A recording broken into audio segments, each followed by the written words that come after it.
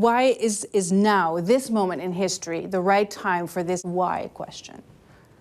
Well, what's so fascinating is that that talk came out, in 2009, and I've been giving that talk for 15 years. So when you talk about now, it's been, it takes a long time for It these was like a things to stick. now. Yeah, now is the right time. Exactly. I think there's two parts to it, which is, for quite a long time, through the 80s, 90s, and especially 2000s as well, we were very, very finite-minded in our approach to business. We saw the rise of using mass layoffs. We saw the rise of shareholder supremacy. All of these things didn't really exist prior to the 80s and 90s.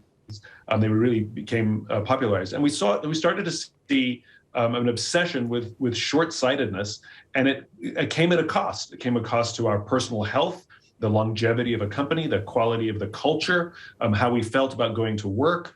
And over the long run, that had massive implications for business as well. Decline of loyalty amongst employees, also decline of innovation.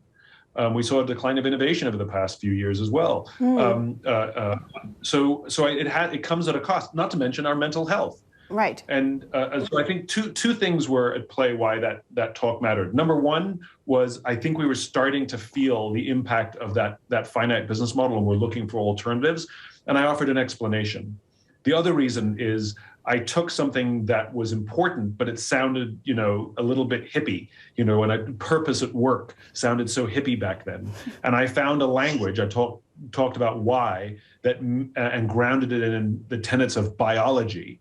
And I found a language that made those who needed to listen. I wasn't just preaching to the converted. And I think that's one of the important things there. It was really about language.